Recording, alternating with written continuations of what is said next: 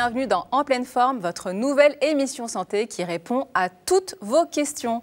Sur www.enpleineforme.net, vous nous avez demandé si l'hygiène est au rendez-vous dans les cabinets dentaires, si l'hypnose peut vous aider à avoir une sexualité épanouie.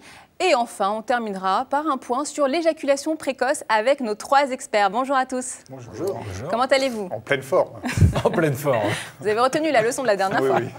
Alors, le docteur David Gutmann, qui est chirurgien dentiste, qu'on ne présente plus, Franck Platzek, qui est spécialiste en hypnose et en PNL, et enfin notre sexologue Bruno Martin.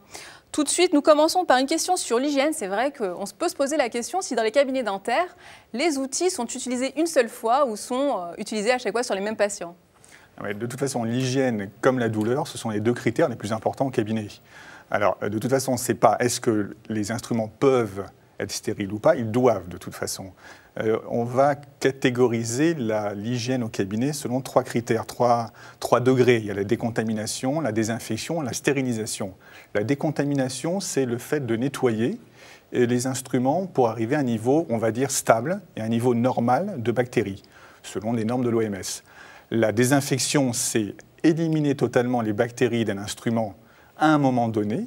Et la stérilisation, c'est éliminer les bactéries de cet instrument, mais que ça soit stable dans le temps. Par exemple, un instrument stérile est empaqueté, mis dans un sachet stérile, et cet instrument doit rester stérile pendant 10 jours, un mois et demi. Alors au cabinet, donc, il y a la désinfection, la décontamination, la stérilisation.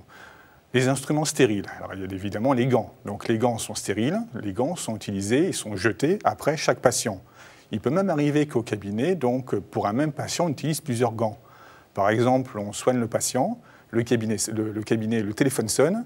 Il est évident que si l'on répond au téléphone avec les gants sur lesquels on est en train de soigner le patient, il va y avoir ce qu'on appelle une contamination croisée. Il va y avoir des microbes sur le téléphone et inversement, les microbes du téléphone vont venir sur le patient.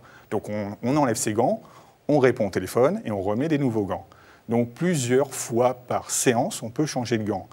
Le masque aussi, le masque stérile, changé après chaque patient.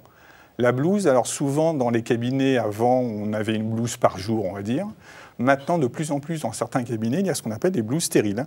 Les blouses sont prises le matin dans des sachets stériles, utilisées pour chaque patient et jetées après chaque patient. D'accord. Dans les instruments stériles, il y a aussi ce qu'on appelle la fraise, la fameuse fraise. C'est-à-dire que c'est l'instrument qui soigne la carie. Les fraises sont stérilisées, utilisées pour chaque patient, et réutilisées, mais stérilisées à chaque fois. Il existe même maintenant des fraises à usage unique. Donc elles sont sorties de leur sachet stérile, utilisées pour un patient et jetées par la suite. Donc ça, c'est, on va dire, pour les instruments stériles. Ensuite, il y a tout ce qui est désinfection. Quand le patient sort du cabinet, on va désinfecter le cabinet. Ça veut dire quoi? Ça veut dire qu'on va nettoyer le fauteuil avec un produit spécial. On va nettoyer les poignées, par exemple, de porte. On ne se rend pas compte, mais une poignée de porte, et il est bien connu qu'une poignée de porte, c'est là où il y a le plus de microbes. Dans beaucoup de cabinets maintenant, les portes sont parfois automatiques. Donc, porte automatique, il n'y a plus de contact, donc il n'y a plus de microbes. Il y a la désinfection, et puis après, il y a la décontamination. La décontamination, c'est par exemple le sol. Entre chaque patient, là aussi, on peut décontaminer le sol, on peut nettoyer le sol. Il est évident qu'il y aura toujours des microbes, toujours des bactéries, mais là aussi à un niveau acceptable. Et dans certains cabinets maintenant, de plus en plus, il existe aussi des purificateurs d'air.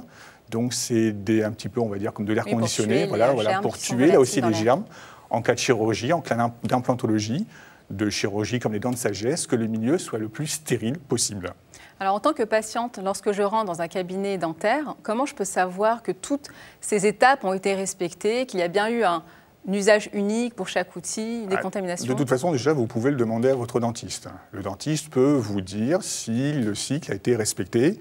Je ne pense pas qu'il vous dira que le cycle n'a pas été respecté, mais ça se voit quand même. Quand vous arrivez dans un cabinet, vous voyez quand même si les gants sont bien, s'il y a plusieurs boîtes de gants, s'il n'y a qu'une seule boîte de gants. On voit. Mais de toute façon, il y a des normes qui sont respectées et qui doivent être respectées par tous les chirurgiens dentistes. Je vous remercie. Merci. Nous allons passer maintenant à une question sur la sexualité avec notre spécialiste en hypnose. Une question qui nous vient d'un homme. Mon conjoint et moi avons des problèmes au lit. Ah non, c'est une femme qui pose la question. Ou peut-être, à l'heure du mariage pour tous, qui sait, mon conjoint et moi avons des problèmes au lit, est-ce que l'hypnose peut agir sur des problèmes d'ordre sexuel ? Absolument, mais avant de pouvoir agir en état hypnotique ou de faire de l'hypnose pour un couple, il s'agit aussi de déterminer un petit peu, de les avoir tous les deux, de les voir tous les deux. Parce qu'en fait, en les voyant tous les deux, et c'est très intéressant, votre question, dans le sens où on a toute une systémie. On a un rapport avec une ou plusieurs partenaires, mais en l'occurrence, là, c'est un couple. C'est important d'arriver à savoir qu'est-ce qui se joue derrière cette problématique. D'abord, quelle est cette problématique, quel est le symptôme, et de savoir qu'est-ce qui se joue, le rôle de chacun des partenaires. Ça me rappelle une histoire où une fois, un monsieur vient avec madame, et madame est là, et monsieur lui reproche de ne pas avoir une activité, qu'elle dorme sur le canapé. Elle prétexte qu'il ronfle, et puis on s'entend justement pour que madame s'occupe d'elle, se pomponne, s'habille confortablement, et qu'ils vont pouvoir reprendre des activités intimes. Et lui, à ce moment-là, il fait « Non !» Qu'est-ce qui se joue là ? Comment ça se passe ? Donc là, on peut travailler après, on peut aller explorer en état hypnotique, soit en couple, soit un en état hypnotique, l'autre spectateur, un futur, déjà un présent, un futur, aller chercher des ressources du passé, les amener dans le futur, voir comment ça se passe. Parce qu'en hypnose, on travaille sur le symptôme, mais aussi on peut travailler sur toutes les émotions qui ont installé le symptôme, jusqu'à l'origine. Inconsciemment, d'où vient ce blocage inconscient qui fait que ça se passe mal dans le couple ? Tout à fait. Parce que la demande consciente, c'est la demande consciente. Et si on pouvait la résoudre de cette façon-là, ça serait déjà fait. Donc nous, l'état hypnotique va nous permettre d'aller trouver une ressource inconsciente et de la mettre en place. Et de la mettre en place soit dans une personne, soit dans une autre personne, soit dans le schéma du couple, soit dans cette systémique du couple. Comment ça s'organise ? Vous recevez les deux personnes en même temps ? Ah bah c'est préférable. En fait, la problématique, est plus rapide à sortir. Parce que si on n'a qu'une seule personne qui va venir, même en PNL, on va avoir un mode de questionnement. Et la problématique va sortir au bout de la deuxième, ou la première, la deuxième ou la troisième séance. Mais il faudra, dans tous les cas, à un moment, que les deux personnes soient présentes. Alors vous les hypnotisez tous les deux et vous les mettez en situation et vous essayez de voir ce qu'il y a comme blocage ? Non, on ne fait pas comme ça. À l'intérieur, ça suffit dans la tête. En fait, le principe, c'est qu'on va faire visualiser quelque chose. On va leur permettre de visualiser. Après, il y a plusieurs techniques pour le faire, mais on va pouvoir, par exemple, pouvoir visualiser un avenir positif. Comment ça s'organise ? Retrouver des sensations qu'ils ont eues avant, au préalable, et les transposer dans un futur avec les mêmes personnes. Là. Récupérer ce qu'ils ressentaient avant, par exemple. Après, il y a de multitudes de façons de faire, puisqu'en fait, c'est le client qui va nous dire à un moment comment ça se passe, comment il a envie que ça se passe. Est-ce que vous, en tant que sexologue, vous utilisez l'hypnose pour traiter les patients ? Alors, ça peut arriver. J'ai beaucoup utilisé l'hypnose ericksonienne, j'ai été formé à ça, et ça donne des résultats intéressants. C'est un des outils. Je pense que en termes de thérapie, il faut avoir une boîte à outils. Vous pouvez mettre la PNL, vous pouvez mettre l'hypnose ericksonienne, vous pouvez mettre les thérapies cognitives, comportementales. Il y en a une multitude. Chacun doit avoir sa petite boîte à outils et dégainer l'outil adéquat au bon moment. Mais ça fait partie des outils. Est-ce que l'hypnose peut servir dans le traitement de l'éjaculation précoce ? Vous pouvez intervenir tous les deux ? Absolument, absolument. On a des procédés pour l'éjaculation précoce, pour un manque de vigueur aussi, pour un manque d'envie aussi. Toutes les dysfonctions sexuelles peuvent être prises en charge par l'hypnose ericksonienne, c'est certain. Mais on peut aussi élargir à d'autres domaines. Et ça fait partie d'un On va développer un peu plus sur le problème d'éjaculation précoce, car un de nos téléspectateurs en souffre. Il nous dit qu'il culpabilise car ses relations sont très rapides, moins de 2 minutes, et que sa femme est très frustrée. Et il veut des conseils pour savoir comment faire pour régler ce problème. Alors, c'est quelque chose de très courant. Il faut savoir que l'éjaculation précoce, c'est 30-40% selon certaines études de la population française, voire même un petit peu plus mondiale que ça. On a des études sur toute la planète. Donc, en fait, l'homme, il est éjaculateur précoce par essence, puisque tous les mammifères supérieurs doivent se reproduire vite et bien dans la nature. Donc, on est programmé comme ça.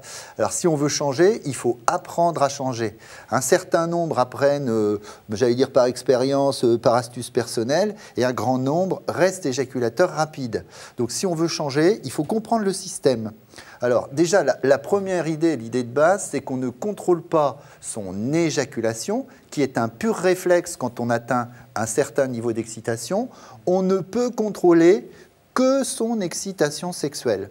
Si on gradue l'excitation entre 0 et 10 sur 10, il y a un certain niveau, on va dire vers 9, qu'on appelle point de non-retour, qui, lorsqu'il est atteint, déclenche la crispation réflexe de l'urètre prostatique, temps numéro 1, et il y a une éjection à ce moment-là. Donc là, on ne peut plus rien faire. C'est comme à partir d'une certaine vitesse en voiture dans un virage. La seule chose qu'on puisse faire, c'est réduire l'arrivée du carburant, l'arrivée de la vitesse.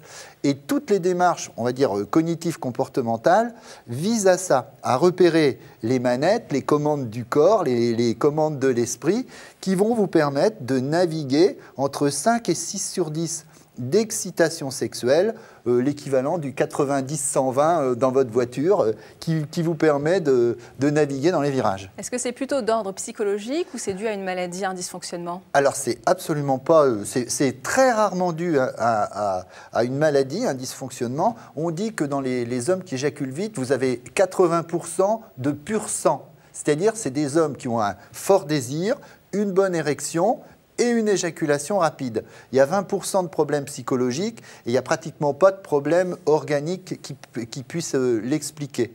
Donc, tout le monde peut parvenir à apprendre à gérer son excitation sexuelle. Alors, avec les lois du corps, c'est-à-dire respiration, tension musculaire, mouvement, rythme, pour comprendre comment tout ça interagit avec la montée de l'excitation.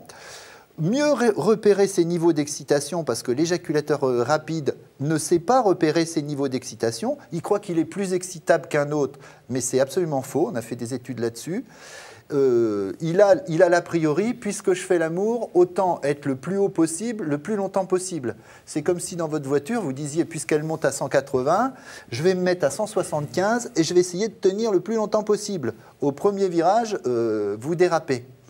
Et il y a un élément un petit peu plus mentalisé qui s'appelle la dissociation, où on vous invite à prendre du recul par rapport à la situation.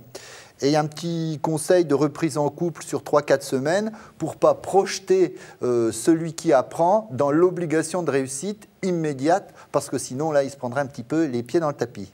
Je vais vous remercier pour tous ces conseils que vous nous avez donnés et je vous remercie à vous de nous avoir suivis. N'hésitez pas de nous envoyer des questions sur www.enpleineforme.net. On se fera un plaisir d'y répondre.